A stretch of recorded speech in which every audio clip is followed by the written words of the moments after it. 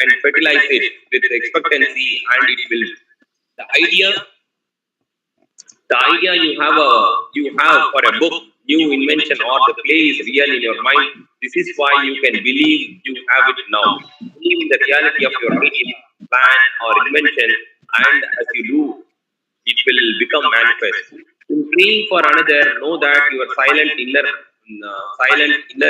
knowing of wholeness, beauty, and perfection can change the negative patterns of the other's subconscious mind and bring about wonderful results. And the miraculous healing you hear about at various shrines are due to imagination and blind faith, which act on the subconscious mind, releasing the healing power. All desires originate in the mind. Nothing appears on the body unless there is a mental pattern corresponding to it. The symptoms of almost any desire can be induced in you by hypnotic suggestion. This shows you the power of your thought. There is only one process of healing, and that is faith. There is only one healing power, namely your subconscious mind. Whether the object of your faith is real or false, you will get results. Your subconscious mind responds in your mind. Look upon faith as a thought in your mind, and that will suffice. The fifth chapter. This is the fourth chapter summary, and again we will move on to the next chapter, that is fifth chapter of this. The power of your subconscious mind. Summary of your aids to health. Find out what that heals you. Realize that correct directions given to your subconscious mind will heal your mind and body. Develop a definite plan for turning over your requests or desires to your subconscious mind. Imagine the end desired and feel its reality. Follow it, and you will get definite results. Decide what belief is. Know that belief is a thought in your mind, and what you think you create. It is foolish to believe in sickness and something to hurt or to harm you. Believe in perfect health, prosperity, peace, wealth, and divine guidance. Noble thoughts upon which you habitually dwell become great acts. Apply the power of prayer therapy in your life. Choose a certain plan, idea, or mental picture.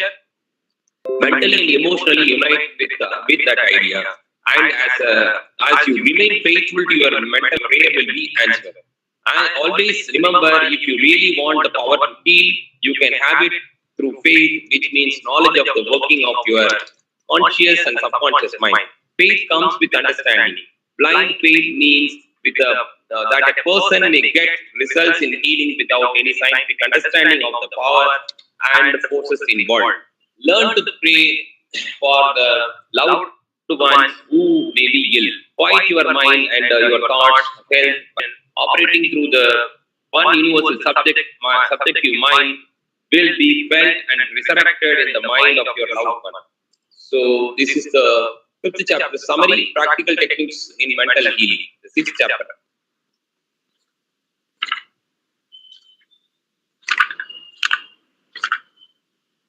Serve yourself with scientific truth. Be a mental engineer and use tried and proven techniques in building grander and greater life.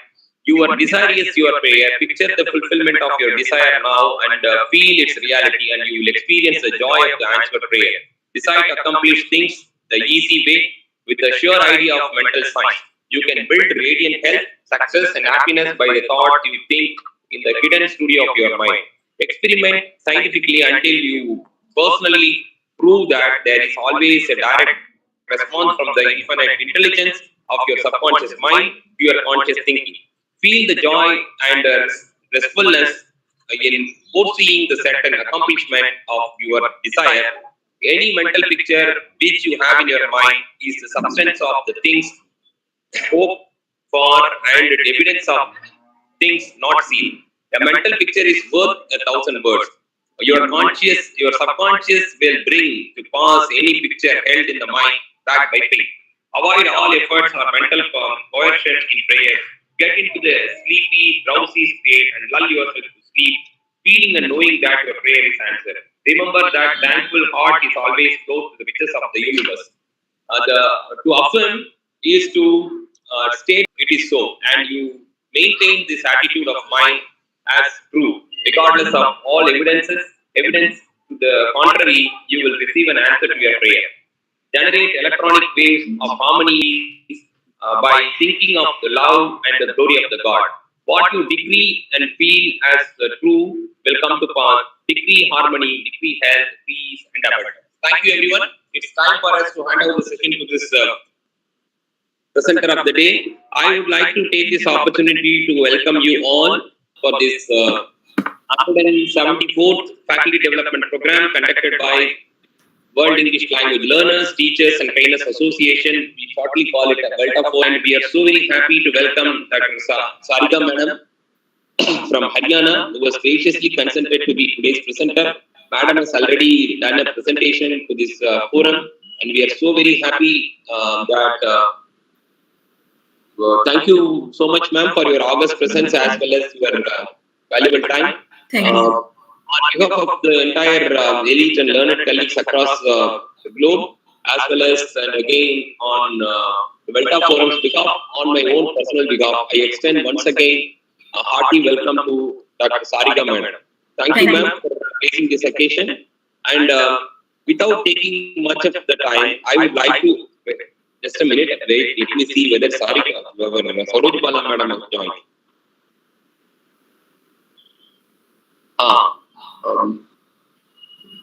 I think Madam is set to join. Okay. Now, I would like to introduce and present Dr. Sarika Madam to this Delta Forum. Give me a minute and let me, ma'am, 1 minute, ma'am. I will introduce you formally to this Delta Forum.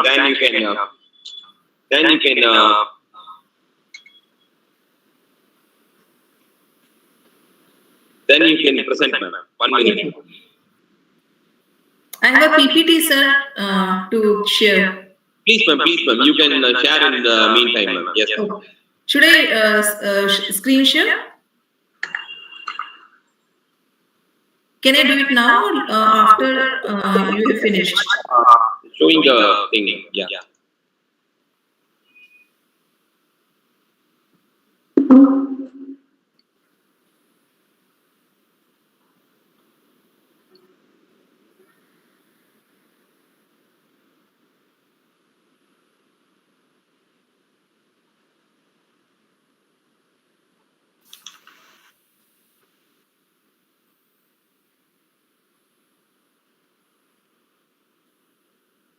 Good evening, everybody. It gives me immense pleasure in introducing Dr. Sarika Kanjila Madam to this Delta Forum. And Madam shares her pursuits of knowledge and thoughts as an assistant professor in the Department of English, Agarwal College, Ballabgarh, Faridabad, Haryana, with a doctoral degree on Mulkraj Anand from B.R. Ambedkar University of Agra. With a penchant for teaching, and Madam has been in the profession for 2 decades. Big salute to ma'am. A salute to you, ma'am, such a seasoned expert you are. We are so much honored to welcome you, ma'am. And also, Madam has been in the profession for 2 decades, having progressive vision, proclivity in linguistics and research, and has got her papers published in national and international journals. And Madam has got a number of books to her credit. Besides being an external examiner at universities in Haryana and Rajasthan, she has a passion for making her students learn to use their sagacity in the right direction. Hearty welcome you once again, ma'am. Such a seasoned and learned colleague. We are so very happy to extend our hearty welcome once again, and I deem it a pleasure of conduct to this Delta Forum. The floor is yours, ma'am. Over to you. Thank you, everyone. Thank you, sir. Thank you for giving me this great opportunity to interact with such learned and august gathering. I think I'll also get benefited. I'll also get enlightened while interacting with you. So I'm going to present now.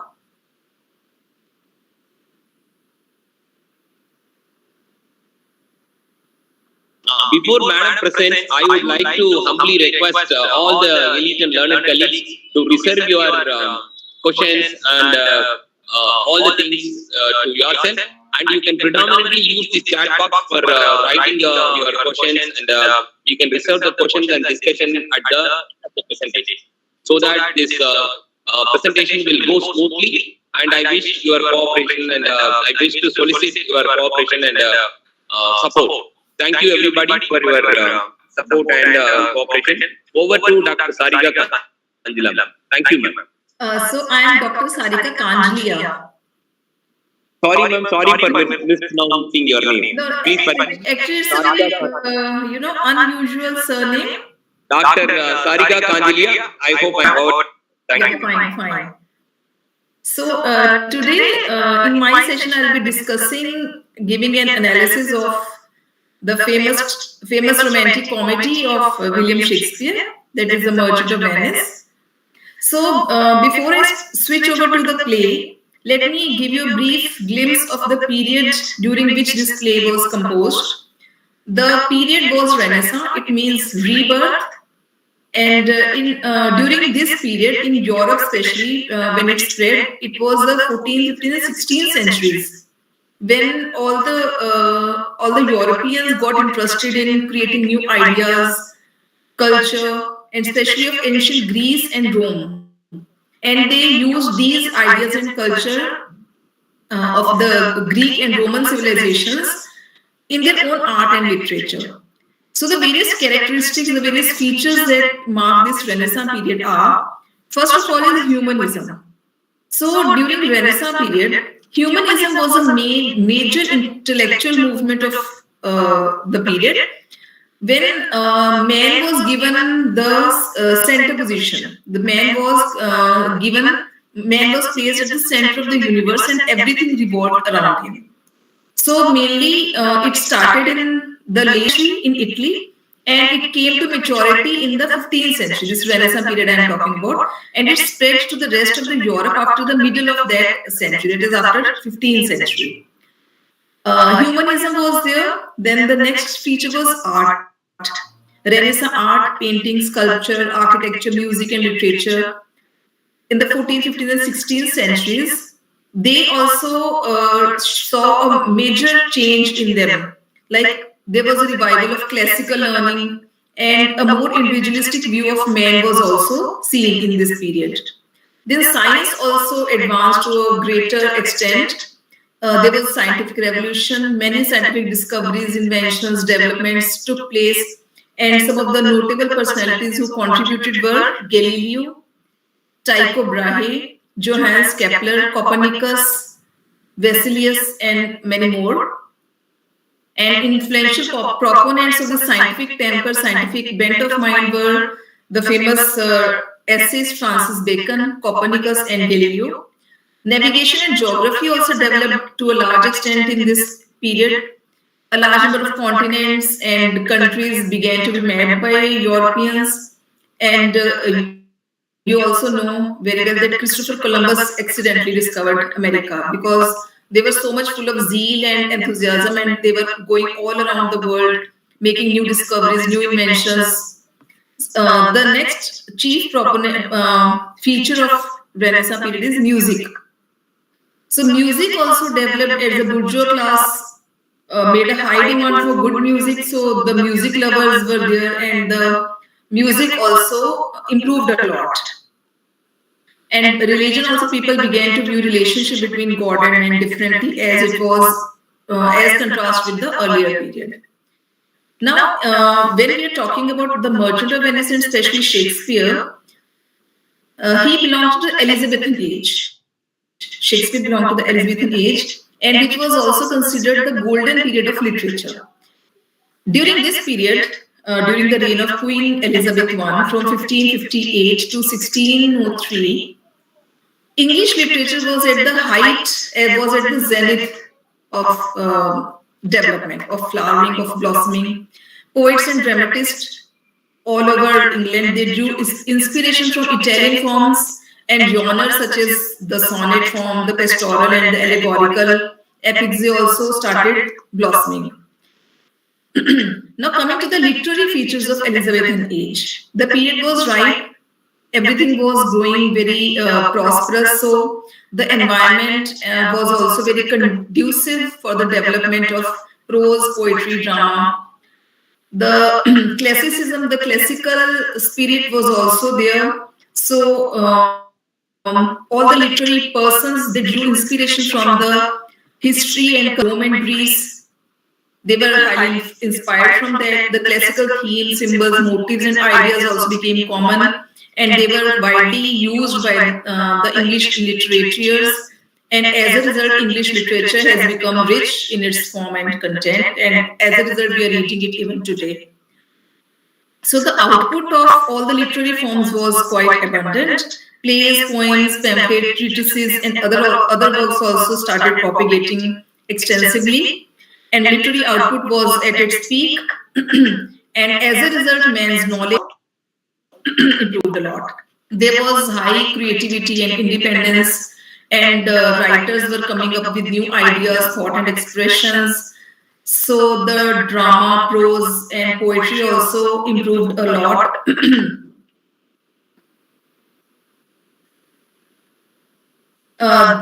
When we talk of drama, writers like Shakespeare and Ben Jonson, they are very perfect. They were very perfect, and they created and they perfected the drama also during this period. In prose was developed a lot by John Lee, Green, Sidney, Thomas Lodge, Thomas Dekker, and poetry. As a result, it was also fully developed. And the main onus of developing that poetry goes to Sidney, Spenser, and Shakespeare. Now, coming to Shakespeare, let me give you a brief introduction of Shakespeare. He is also known as the Bard of Avon or Swan of Avon. Avon is a place in England, and he was also the English national poet. And, besides being a poet, he was also a dramatist, playwright, and he used to act his own plays also. And he wrote around 39 plays, 154 sonnets, 2 long narrative poems, a few verses, and a few of his works. We're still not certain about the authorship.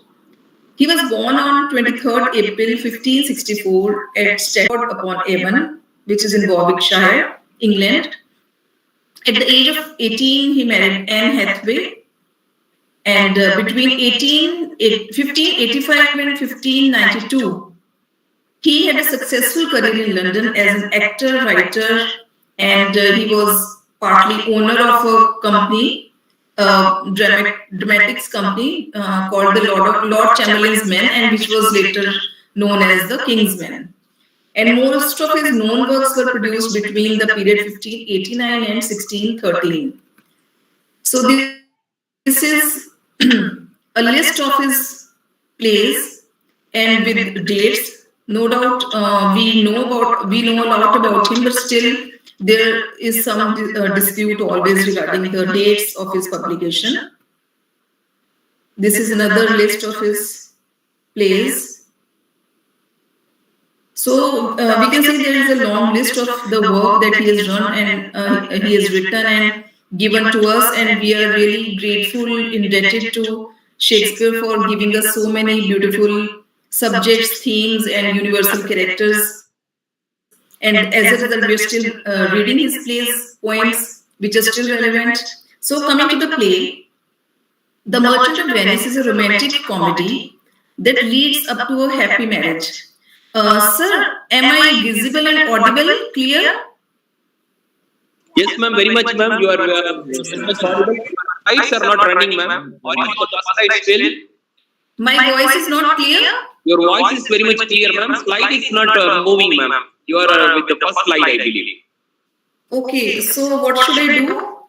Just no, ma'am. Run the slide, ma'am. Just click on the second slide and third slide. Now it's moving, ma'am. Click on the third one. Should I? Yes, ma'am. It's moving now. Please go accordingly, ma'am. Yes. Is it moving now?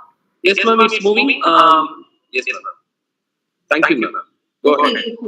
Okay. Sorry, I didn't realize. Now, coming to the play, The Merchant of Venice is a romantic comedy.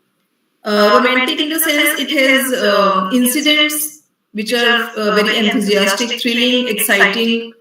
There is elopements, there is suspense, and obviously they are far removed from the dull course of everybody's life. So we can say it is a romantic play and comedy because at the end of it, all the characters, all the leading characters, they are happily united. There are three pairs of lovers who are united who get married at the end of the play. So in this play, there are very interesting opening scene, the Bond story, the story of the cascades, the trial scene, the ring episode. These are some of the interesting scenes that you will be made aware of. And now coming to the play, before starting the play, I'll make you acquainted with the dramatis personae.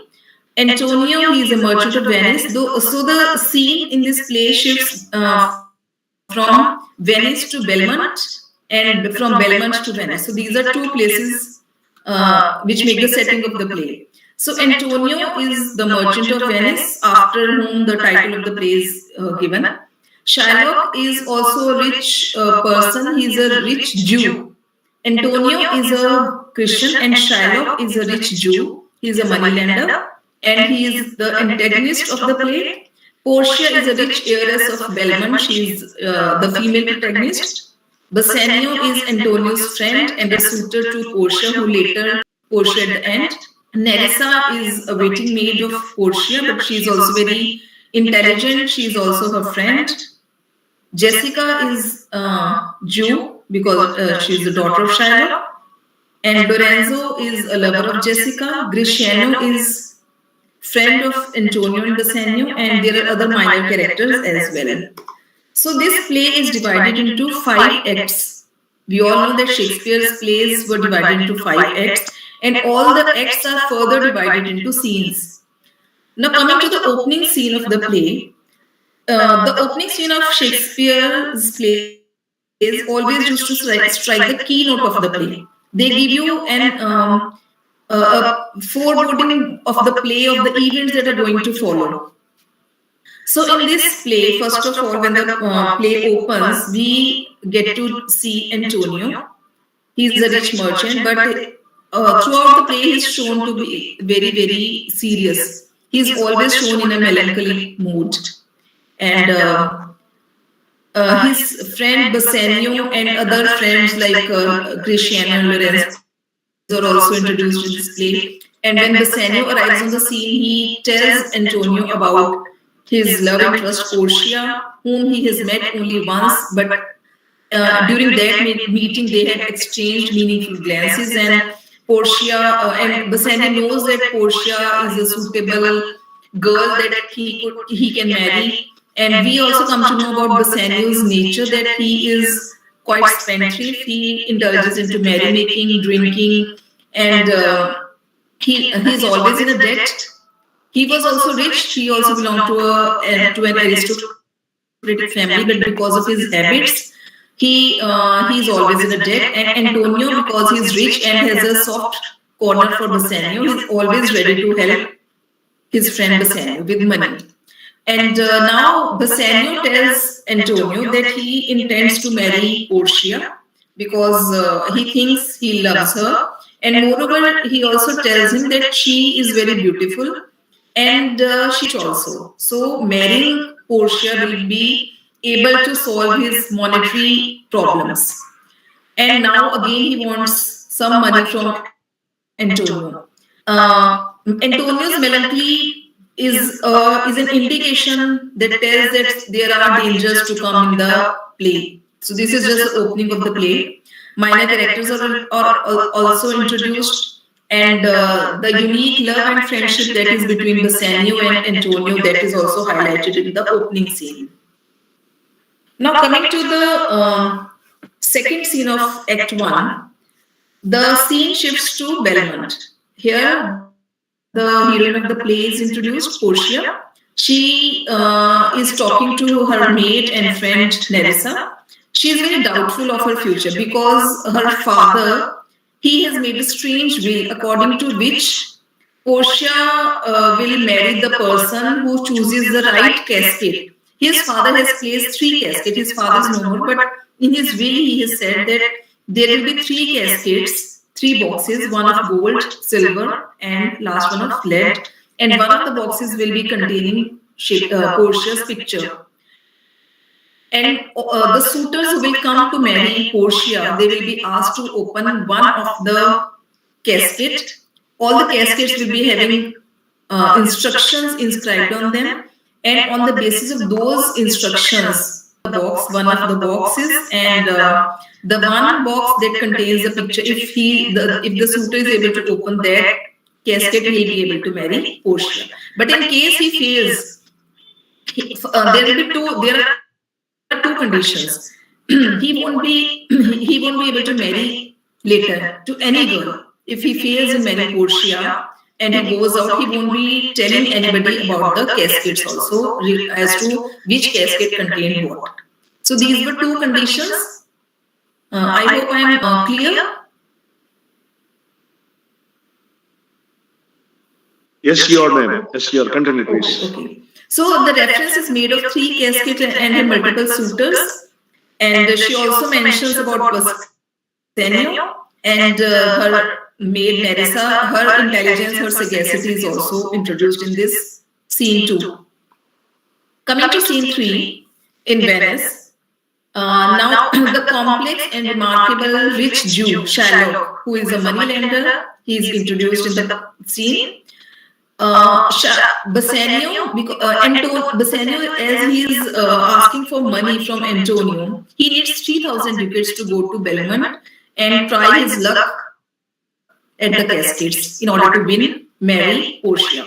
Now Antonio tells Bassanio that as all of his ships are on the sea, so he doesn't have any money in hand right now. But because he is willing to help his friend Bassanio to marry the girl of his choice, so he tells him that he can go to Shylock in order to obtain money for you.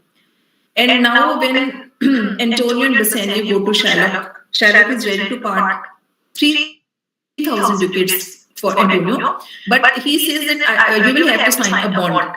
Now this famous bond, it is signed between Antonio and Shylock, and in that bond it is written that in 3 months, if Antonio is unable to return the 3,000 ducats that are promised, that he has promised to return to Shylock, Shylock will cut a pound of flesh from near Antonio's heart. So this was a bond that was signed between Antonio and Shylock. Antonio doesn't mind. Antonio is quite confident that all his ships will return before that 3 months period. So I won't be having any problem. Now we'll think that why Shylock is making such a huge demand from Antonio. It is because of the ill treatment that Antonio meets out to Shylock. Whenever they meet in the marketplace, Antonio would call him a cur, or he will spit at his gown or at his beard. So under the garb of friendliness, that I will not charge any interest from you, Shylock deceives and entraps Antonio through his famous speech. And about that I will tell you later. Now coming to Act 2. With this we finish Act 1. Now coming to Act 2, Scene 1. We see the main plot developing in Belmont. Suitors are seen trying the choice of caskets, and as a result they are failing, because we also know that ultimately Portia will marry Bassanio. The Prince of Morocco, a suitor to Portia, appears. The 3 caskets of gold, silver, and lead are also described with their instructions, with their inscriptions, through the conversation between Portia and the Prince of Morocco. In Scene 2 of Act 2, the Elizabethans they were very fond of comic characters, because during that period, a wide variety of audience used to come to the theatre to watch the plays, And Shakespeare and all other dramatists of that period, they used to cater to the demands, to the interests of all the audience. So as a result, Shakespeare used to create comic characters to feed the groundlings. So in this scene, a comic character, Lancelot, who is a servant of Shylock, and his father, Old Gobbo, they are introduced. Now, Lancelot has no problem serving to Shylock, but because Shylock is a Jew and he has heard of Bassanio, who is given to merrymaking and enjoying drinking, so Lancelot wants to leave the job of Shylock and wants to serve Bassanio. And about this, he has talked to Shylock also. Now, there is having Lancelot and his father Gobbo, they are having a funny talk. The main motive was to entertain the audience and also to give a break between the seriousness that is happening with the main characters. So that was also one reason to introduce the comic scenes. Bassanio takes him as a servant.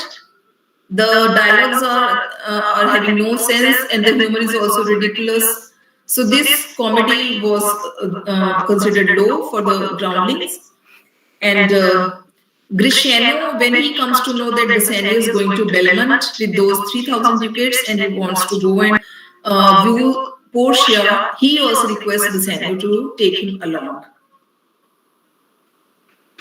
In scene 3, the secondary or subplot begins. That is the love story of Jessica and Lorenzo. Jessica is the daughter of Shylock, and she is very keen to leave her home because she is not happy. And for the sake of Lorenzo, she is even ready to become a Christian. She is ready to run away with Lorenzo and lead a very happy life, which now she thinks is not happy at all at her father's place.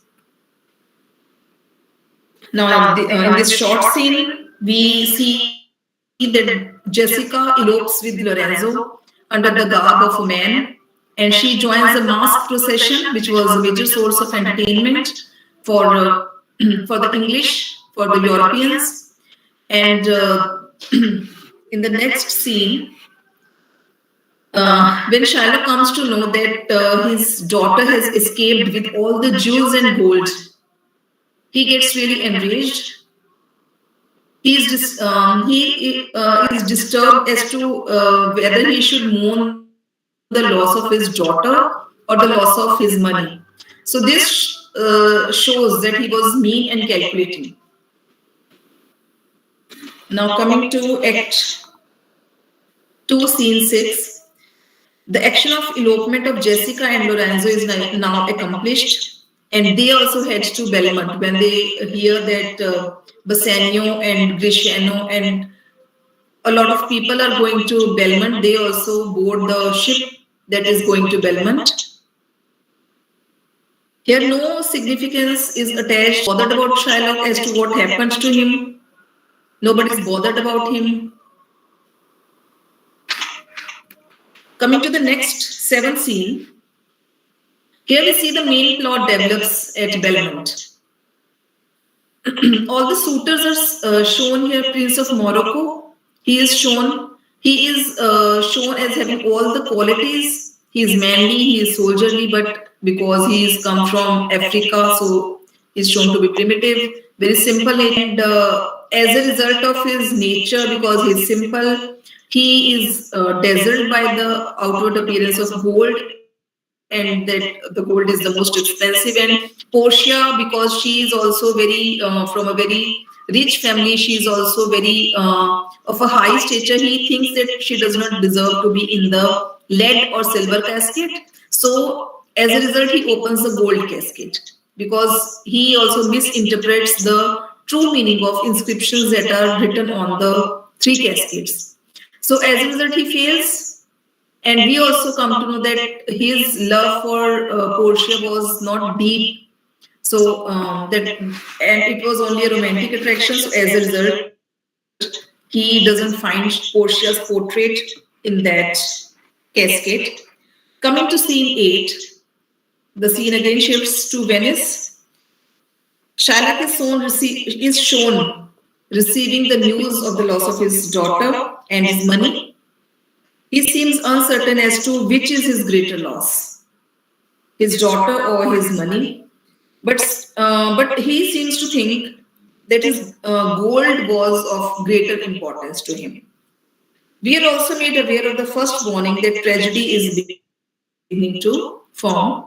A rumor arises all over Venice that Antonio has suffered huge losses at the sea, and this also suggests that bigger losses are yet to come. So, this small scene is essential and it furthers the action of the play accordingly. The frenzy and rage of the Jew, Shylock, has also increased, and because he doubts that Antonio is responsible for the elopement of his daughter, he considers Antonio a part of that conspiracy to make his daughter disappear. So the frenzy and rage of Shylock, as it increases, there is a touching picture of the affectionate nature of Antonio and his love for Bassanio. In this scene, Shakespeare puts the characters of Antonio and Shylock in sharp contrast. Antonio is all disturbed because of the rumor or the news, we don't know exactly, as to how will he be able to repay the money that he has owed to Shylock. And he was also very sorry because that money was due to Bassanio.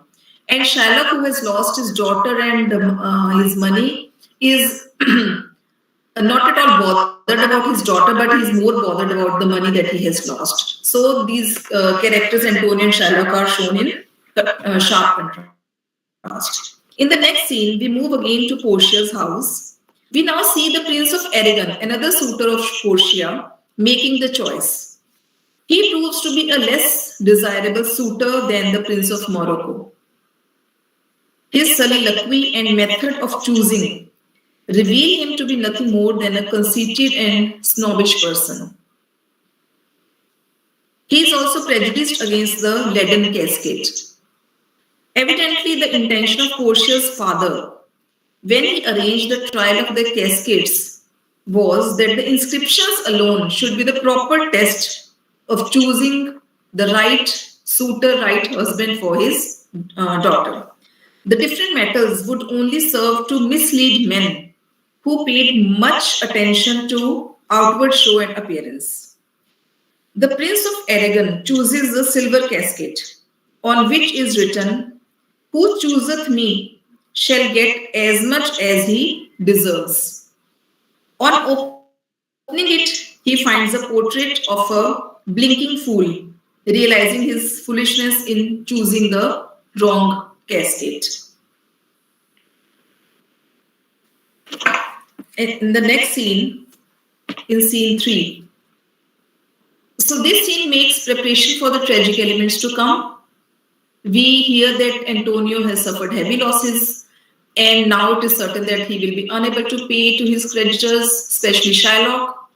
Shylock is also full of rage when his friend Tubal, another Jew, tells him that his daughter has once given an expensive and rare ring of Shylock's wife in exchange for a monkey. This makes Shylock all the more angry at his daughter. And now he has started hating Antonio all the more because of the fact that Antonio has always lent money to the helpless debtors without any interest, and this has affected adversely the business of Shylock. He reflects that when Antonio is out of way, now Shylock, when he hears of, he's full of rage for Antonio, and when he hears of the losses that Antonio has suffered as a result of his ships, he feels it now when I will take a pound of my flesh, I will take a pound of flesh from around Antonio's chest, and that will help me in taking my revenge. And as a result, Antonio will die. So he will be out of his way, and as a result, Shylock will be free to make huge profits from his business. Now, the most passionate speech of Shylock, it also features in this scene that shows him that he's full of vengeance for Antonio. To scene 2, we see that this forms the climax of the play. We see that Bassanio and Portia are together at her house. We also see that Bassanio makes a successful choice in the casket, and thus the expectations of Portia's father as to the way in which Portia will get a genuine lover, it also gets successful. Now, the dramatic irony is that the audience, we all know, we as the audience know, that the golden and the silver casket do not contain the portrait of Portia. But Bassanio doesn't know it. So this forms a dramatic. It's not. It also shows the Bassanio's choice of lead casket also shows that he was unaffected by external show of costly metals, and like a true lover, he is ready to give and hazard all he had. So I have written it in quotes. This shows that this was the inscription of the leaden casket. Now, when they are very happy and are ready to celebrate, and a very sad news comes that Antonio has lost all his ships at the sea, and when they are ready to exchange rings, when Bassanio and Portia are ready to get married, Bassanio had to leave immediately for Venice. At this crucial moment, Portia gives him her ring, and tells Bassanio that you are not going to part with that ring. Come with me, if you are truly attached to me. Now, in this scene, we are quickly transported to Venice, where Antonio is already in the power of cruel Shylock. This little scene serves to show the actual predicament into which Antonio has fallen. And the cruel and implacable character of Shylock is also shown to us.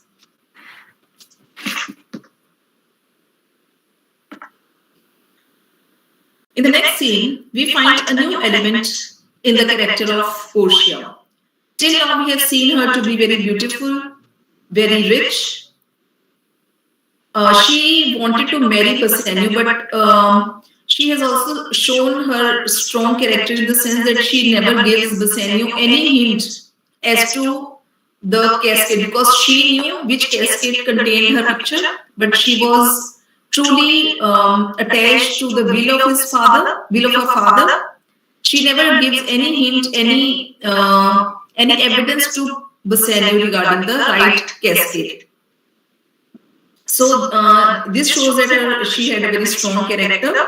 She is already seen possessing every graceful womanly quality, and now in this scene, she shows that she is capable of right decision and determined action by her sudden resolve to hasten to Venice with a bold scheme for the rescue of Antonio. She knows about the help, about the timely financial aid that Antonio gave to Bassanio in order that he. So she was also indebted to Antonio for getting Bassanio as a husband. So now she is also resolved. She has also decided to help Antonio. As a result, she makes a daring scheme and heads to Venice. Now, this is a famous trial scene about which we will very shortly come to. Moreover, the characters of importance are now assembled together. All the important characters are in Venice, which makes the union of the main plot and the subplot complete.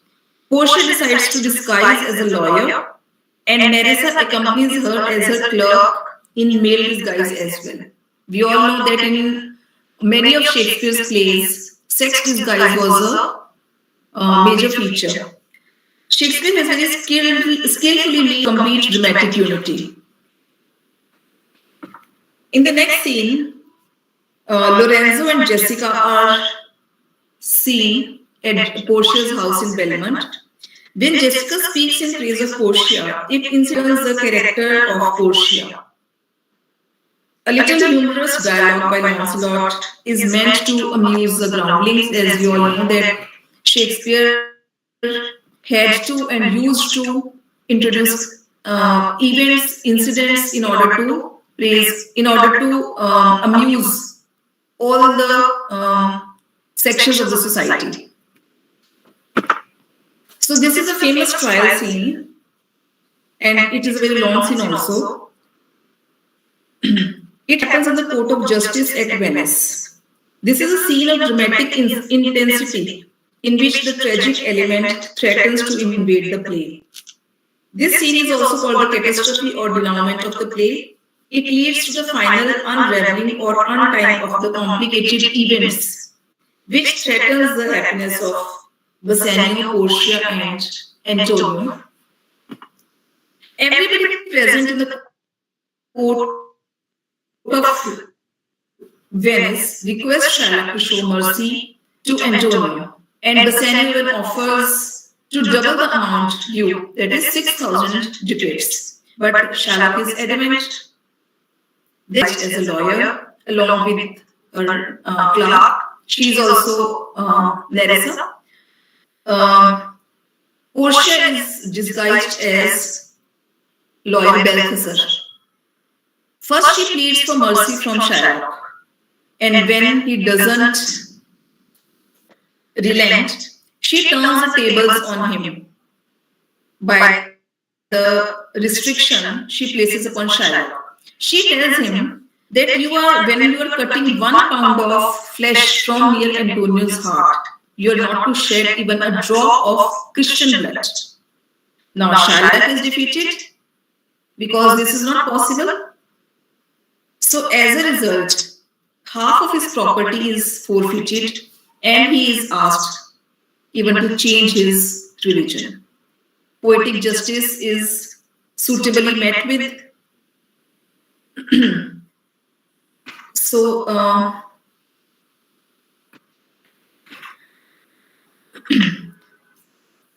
when after the victory of Antonio, Bassanio, and Portia, they are leaving the court. Bassanio to offer some help, to offer some gift to the clerk, to the lawyer. Sorry. When Bassanio offers a token of gratitude, Portia, who is disguised as a lawyer, makes him part with his wedding ring.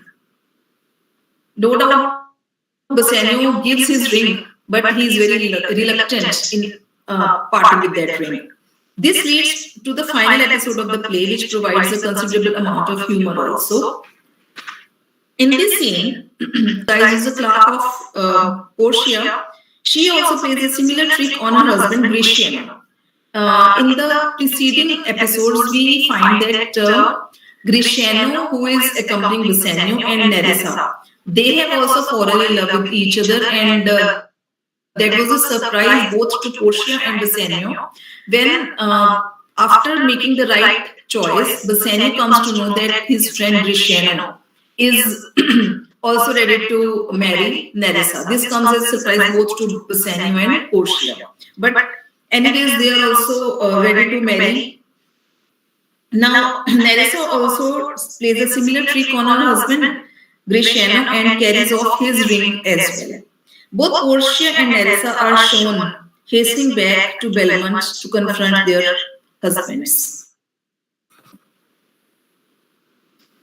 Now, this is the ring episode, which provides comic relief because we have seen that Shylock was not provided to him. He was shown as he was more sinned against than sinning. So this final act has the effect of closing the play in an atmosphere of lightness and joy. The opening 20 lines of this scene, they are full of images of romantic beauty attained by classical allusions. There is a scene of idyllic moonlight beauty and beautiful poetry also. All these beautiful scenes, beautiful poems, beautiful verses employed. They are there to secure harmony and aesthetic effect in closing this play. The rings are returned to the grieved and surprised husbands, Antonio, and finally, we don't know from where, but Antonio also gets this news that all his ships have arrived safely, and Lorenzo and Jessica, because of the judgment given by the judge at the Court of Justice in Venice, half of the property of Shylock will go to his and Lorenzo. They are also given the news that they have got half of Shylock's property. So this is, in a sense, the main gist, the main outline of the play that I have given. I hope you have liked it. Am I audible, sir? Yes, ma'am, you are very much audible, ma'am.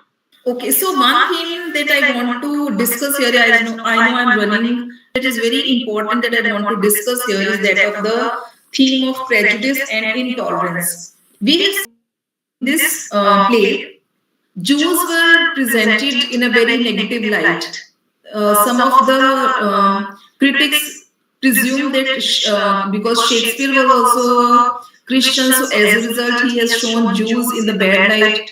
But we know that Jews, they were in minority, as they were as the things that they were using in their business, in their money lending business. They were against the principles of Christianity, so as a result, Christians were against them. So there is a lot of prejudice and intolerance against the Jews in this play. So one of the main reasons was that Christians, as is their as is written in their religious books, that they don't charge any interest from their friends whenever they are, because they think they are helping them, and their friends used to return them the main principal amount. But the Jews, they would take high rate of interest, and this would not be liked by the Christians. Disliking, hatred between the two communities, between the two religions.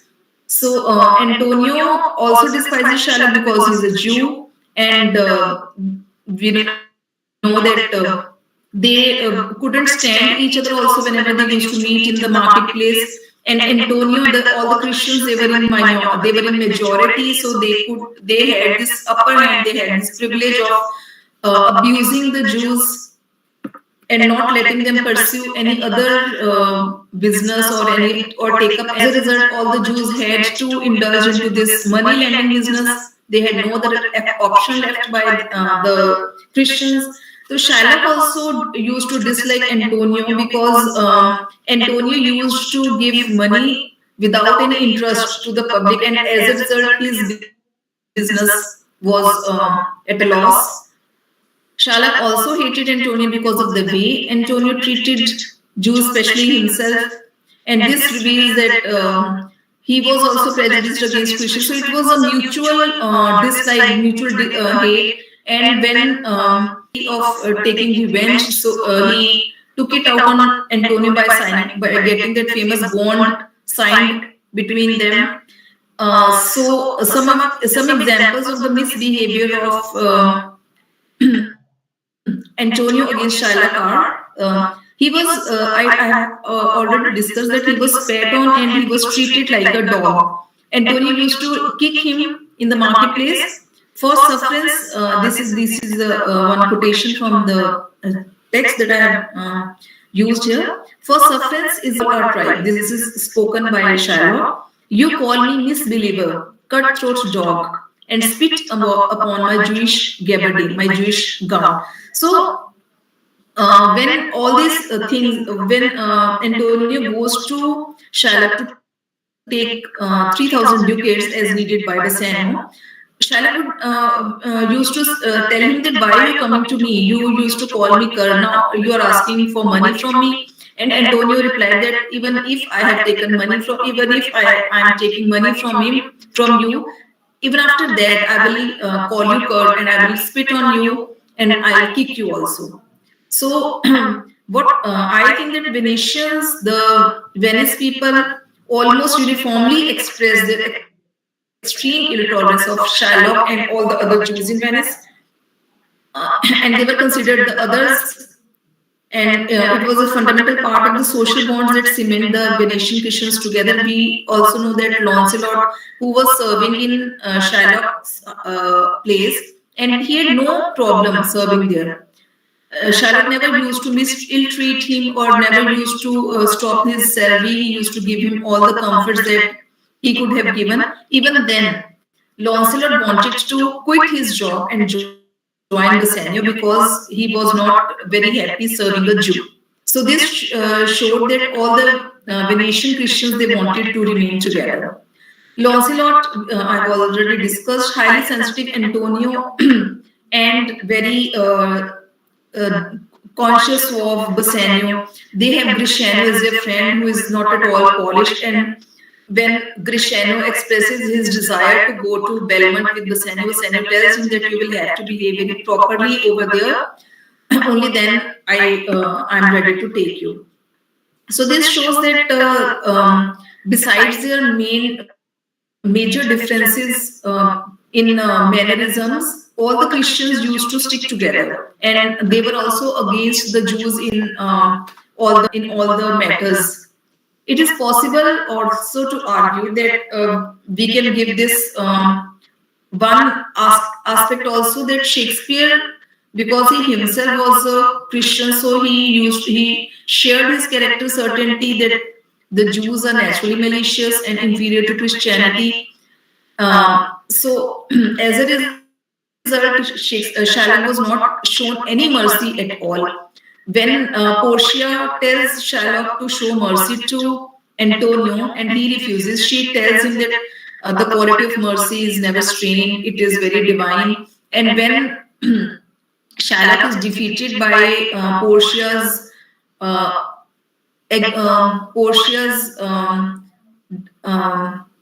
pleads by her very strong, lawful endeavors, Shylock is defeated.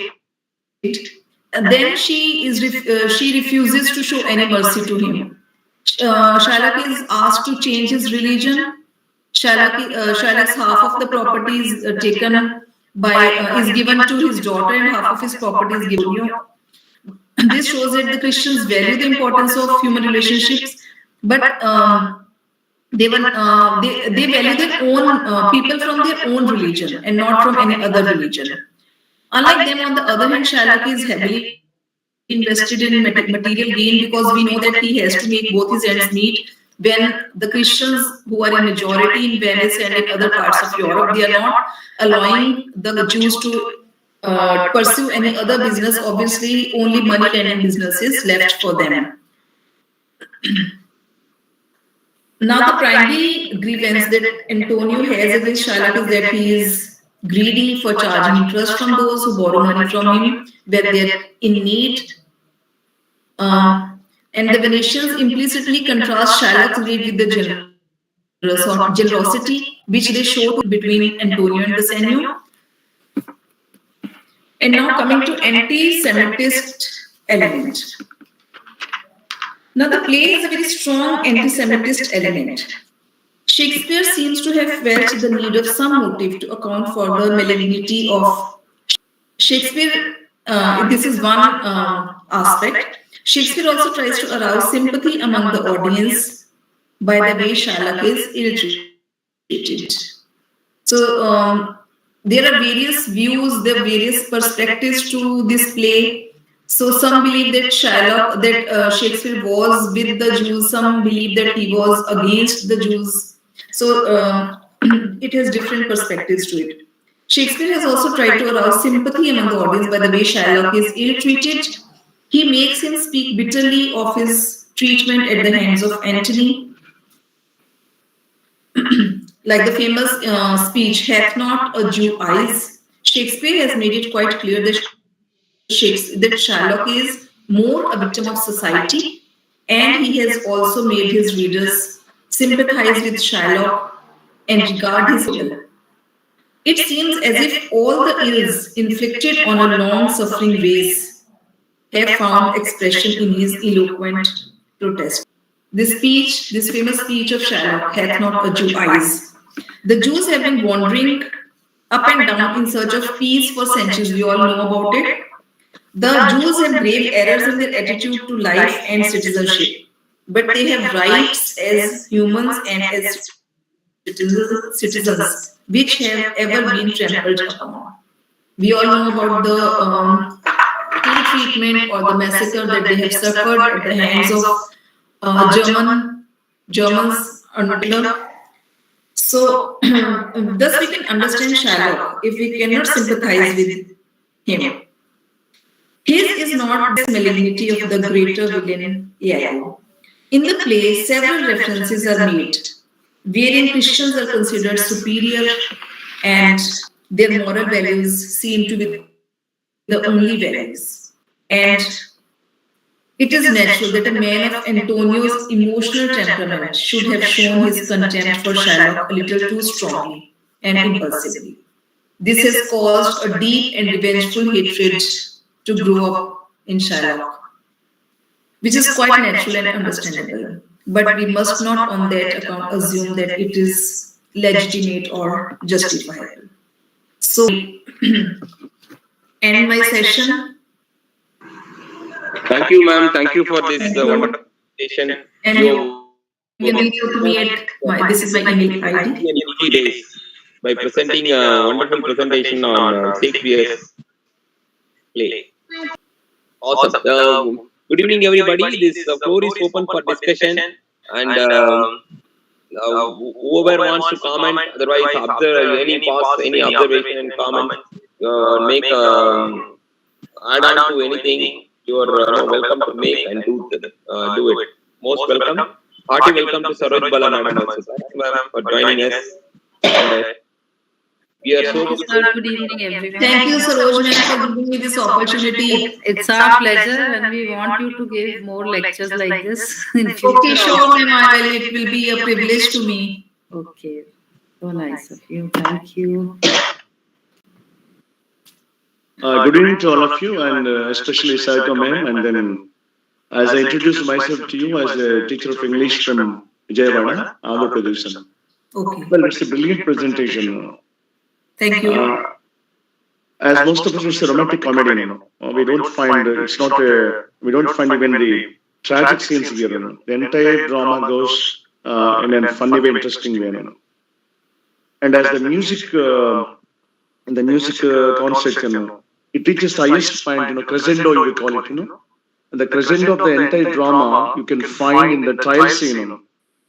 It's very funny, interesting, jovial. It has all the dramatic magic of Shakespeare. Yes. And though Shakespeare tries to give a kind of feeling to the readers that Shylock is a pathetic figure, in fact, he is not. He tries to defend him in a wonderful way. Actually, we know well. Of course, it has only two passions between friendship, love, and then religious differences out there. As you have already wonderfully put it, the differences always existed, and what existed in the society, the dramatist or any writer for that sake has to take into his literature and reflect that in his drama or whatever it may genre of literature he has taken. But if you stripping off all these things,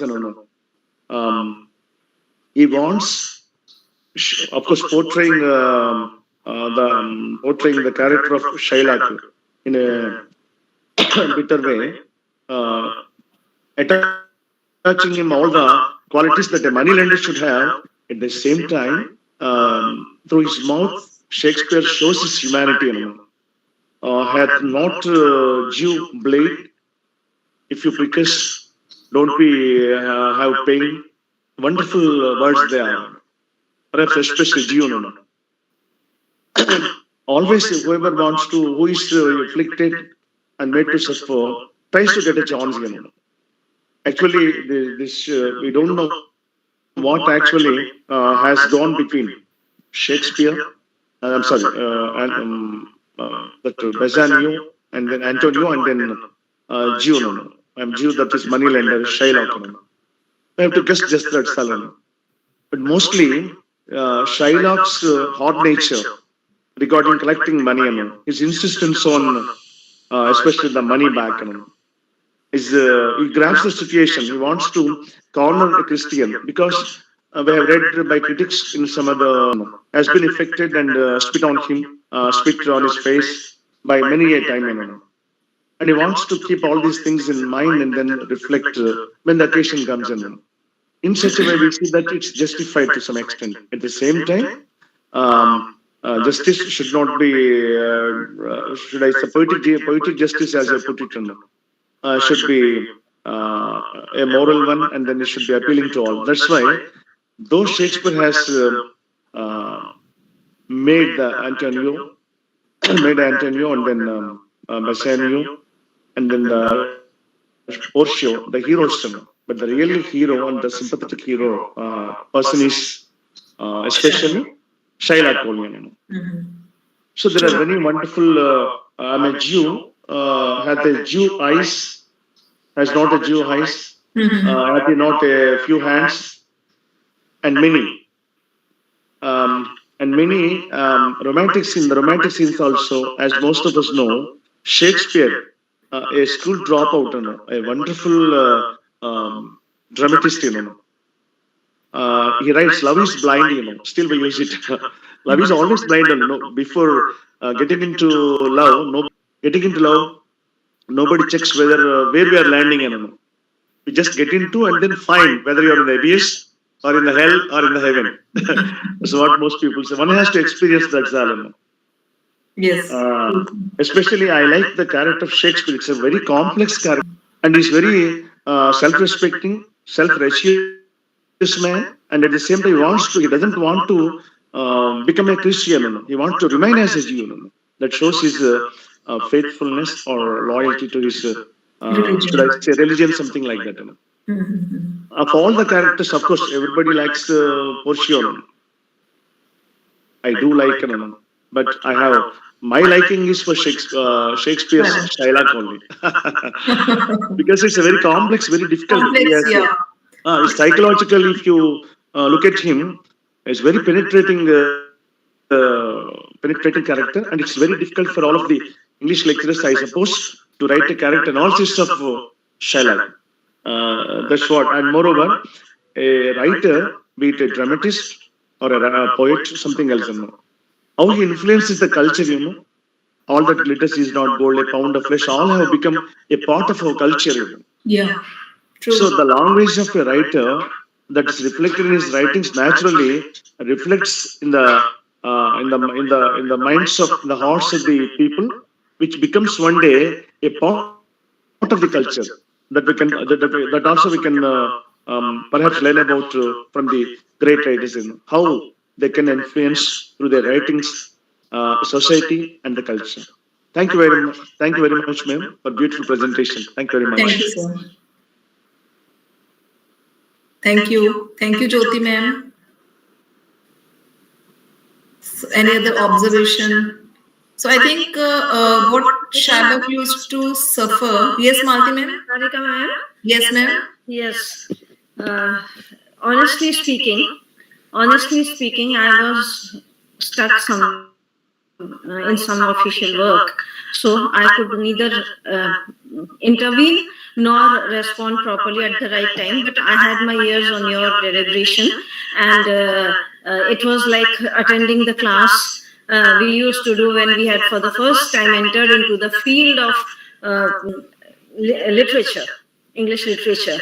Probably these were the books which were taught to us at the initial stage, and we enjoyed them thoroughly. And you taught us just in the same fashion. And taught, I'm using the word taught because that is how I was connecting to it. Honestly, the way you have given your deliberation is so clear. audio clear, video clear, concept clear, content clear, language clear. So it was just like I did not have to make an effort, and it did not hamper the work I was doing because I was uploading documents Okay. and official ones. So this is the credit that goes to you for the spontaneity of your deliberation. Thank you, ma'am. Thank you so much. Congratulate you. It is a real time response. Thank you, ma'am. Thank you. Congratulations. Malati, I would like to add one thing. Yes, sir. Yes, sir. Everything is clear, and her face is clear, and her smiling is very clear. And as they put it, she has made the students by being herself a teacher. Yes, that is actually, sir, we have to do so many things. I have to upload so many documents, and Yes. tomorrow is the deadline. I just Yes, I can. afford to forego that thing. I could not afford to. I means there was so much of pull from her side that I couldn't. And once the battery of the laptop went off, Yes, so sir. I had to plug it in. So that is, see, it is a real time and honest objectives doesn't make any sense at all. Yes, sir. So What I say is, ma'am, Miss Sarika was the professor, and we were Yes. students. She made it so. yes. see, when all of us are feeling the same, Yes. it's very authentic. Right. Your deliberation was very, very, very clear. Thank you, ma'am. Thank you so much. So I'm glad that I have come up to your expectations. So I'll be making more such deliberations in near future if Saroj ma'am. Definitely, you are welcome. You are always welcome. You You did a mark. You did a mark. Okay. Thank you. Sarika So ma'am? much. Yes, ma'am. You can take up the whole series, all the romantic comedies and all the tragedies, one by one. Okay. Yes, take it like that. So at least, we will have the pleasure of revising. Okay, sure, ma'am. That would be a pleasure for me also because I'll also be revising. I'll get to know all the plays also myself also. Yeah. So it's a great learning experience for me. Yes, and thanks to Saroj Bala ma'am. Yes. She's been bringing in so many people from all around Delhi and Delhi, Faridabad, and all those places. Wonderful. She's stretching the boundaries. Yes. So she's playing a great. We owe her a lot, Saroj ma'am. Thank you so much. It's our pleasure. Thank you, Malati. Yes, Thank Saroj you, ma'am. Dr. Sarvanan also Yes, ma'am. for providing us this platform. Dr. Sarvanan, You are always welcome, Jyoti ma'am. You can also give more lectures. Actually, it's our proud privilege to listen to you, ma'am. The whole credit goes to Dr. Saroj Bala, madam, as rightly pointed out by our Malti Sharma ji. Instrumental in getting so many speakers from North India, especially from Delhi, in and around Delhi, Haryana, and again Rajasthan, like this. Thank you so much, ma'am. And I also would like to register my sincere gratitude to for introducing Saroj Bala, madam, to this Delta Forum.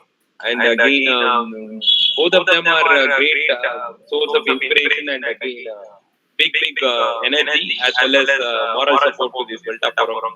Thank you, ma'am. Thank you for gracing the occasion.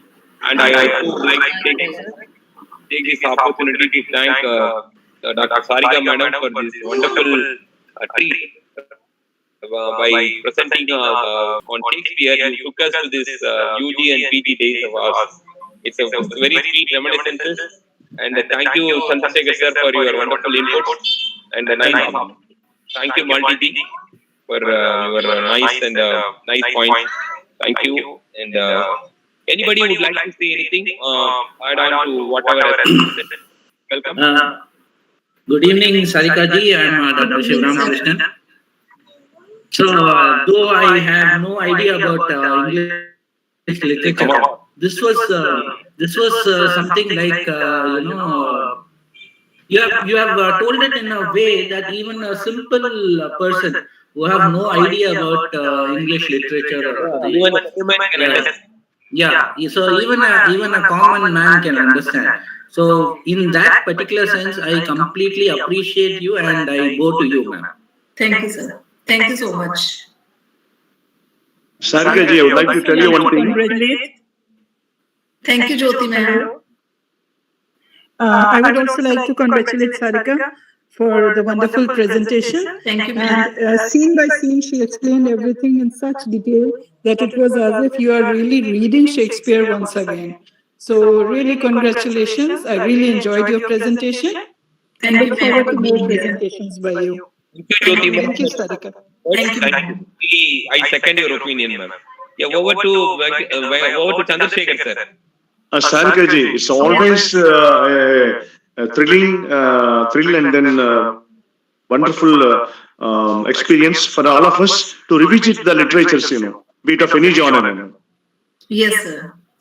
So it's As Malta ma'am has suggested, you go for the once today you have taken comedy, you take up tragedy because life itself is a mingle of these two, you should have romance as well as tragic elements, yeah. tragedy, romantic as tragedy also. A blend of both, Yeah, both should go Wonderful, side ma'am. by side, right? True. Yes, sir. You're welcome. You're welcome. I'll also give a thought to Malti ma'am's suggestion that now I should start working on some tragedy like Macbeth or Hamlet. Please, ma'am. Go ahead, ma'am. And we are waiting for your next presentation in the near future as well, ma'am. Sure, sir. Sarika जी ये public demand है. Okay, sir. Wait. करना पड़ेगा. Thank you, ma'am. Thank you. Very kind. करना पड़ेगा नहीं. एक बार यहाँ आ गए हो ना, तो यहाँ बहुत खुशी से आओगे. Yes, ma'am. Today also it was a very good experience for me. Means you all seem to be part of my family now. Malta ma'am. Yes, sir. And Samaya is how unkindest cut you are, So while the entire conversation is going on English, how can you speak in Telugu, Hindi? Most unkindest cut. Hindi and Sarika responded in Hindi. So I had to take care of 2 children, sir. Okay. to use Shakespeare's phrase, most unkindest cut of all, even though it's against grammatical rule. You can speak German language, Hindi, Telugu, Tamil, whatnot, everything. So many. Multilingual. Polyglot. Yes. And yesterday. Saronan sir, मियां मेरे को उर्दू भी आती भाई. आती है अच्छी बात है. అయితే నేను తెలుగులో కూడా మాట్లాడతా నేను కూడా తగ్గాను సార్ మళ్ళా. Wonderful. Telugu. So nice. So what a wonderful, right? Yeah. Sir, I often said that it is a therapeutic. If you ask me to define one word, then I would use the word therapeutic. I was so tired, really, so bucked up, and now I'm full of energy. Same here, Maltima. Actually, thanks to Sarika ji for lightening up our mood and then bringing back the energy. Now I don't feel like sleeping. I'm so excited. So those who want to be away from sleep can listen to.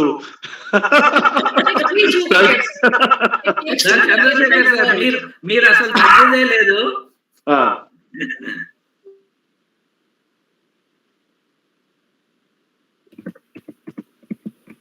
Saravanan sir, a small request, sir.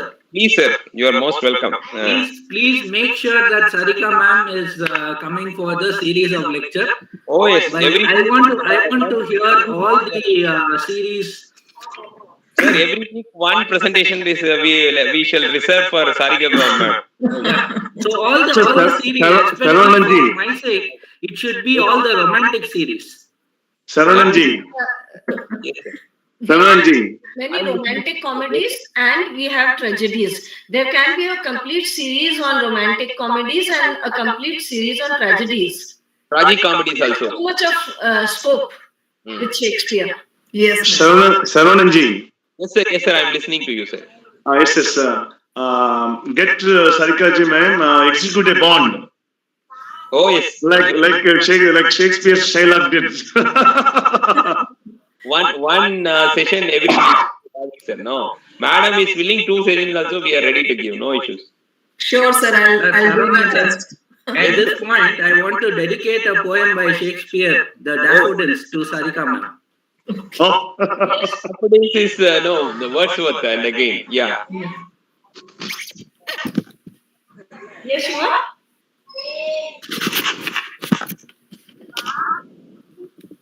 So, anybody who would like to say anything, most welcome. And again, it's indeed our hearty welcome to Karnanidhi, sir. Sir, thank you for. Sarika, ma'am, can you put your phone number in the chat box? Yes, ma'am. Sure, I can. I'll save it and I'll stay connected. Good evening, sir.